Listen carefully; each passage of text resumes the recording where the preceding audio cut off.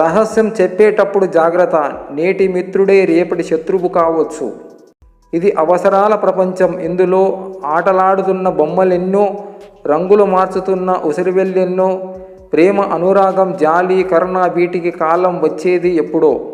మనం 10 మందిని కొట్టగలమో లేదో కానీ అదే 2 చేతులు జోడించి వేలాది మంది హృదయాలను గెలవవచ్చు. ముగింపు కూడా ఆనందంగా ఉంటుంది అనడానికి సూర్యాస్త సమయమే ఉదాహరణం. నమ్మకం మీ మీద ఉంచుకుంటే అది మీ బలం అవుతుంది. వేరొకరిపై ఉంచుకుంటే అది మీ బలహీనత అవుతుంది. విలువలేని దుమ్ము కణం కూడా ఒక్కోసారి నీ కంట్లో పడి నిన్ను విలవిలలాడేలా చేస్తుంది. అలాగే కొందరు విలువలేని మనుషులు కూడా చాలాసార్లు వారి మాటలతో బాధ పెడతారు.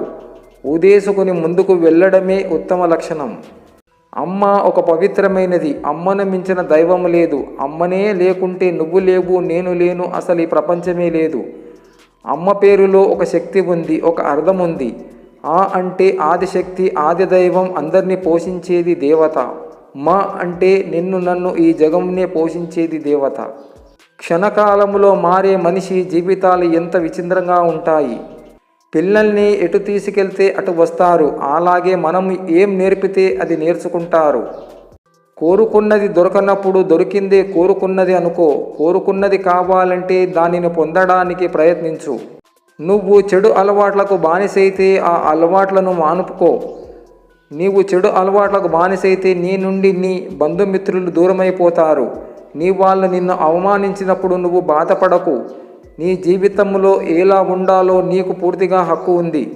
నువ్వు బాగుండాలంటే చెడు వినకు, చెడు చూడకు, చెడు మాట్లాడకు. నదిలో నీరు నిశ్చలంగా ప్రవహిస్తుందో అలాగే నీ జీవితం కూడా ముందుకు సాగుతూ ఉండాలి. సముద్రములోని చెత్తను ఎలాగా ఒడ్డుకు చేరుస్తుందో అలాగే నీ మనసులోని చెడును బయటకు పారద్రోలును.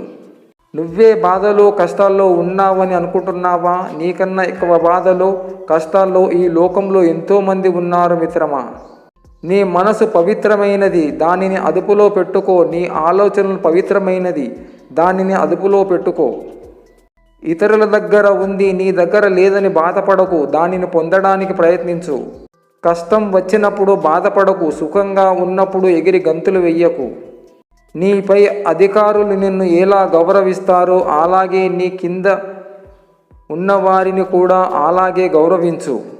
భయం అతి భయంకరమైనది, దాన్ని బయటకు పారదులేము. అప్పుడే నీవు దేనినైనా సాధించగలవు. మొండితనం, కపటం, అబద్ధాలు ఆడటం నీ జీవితాన్ని అధోగతి చేస్తుంది.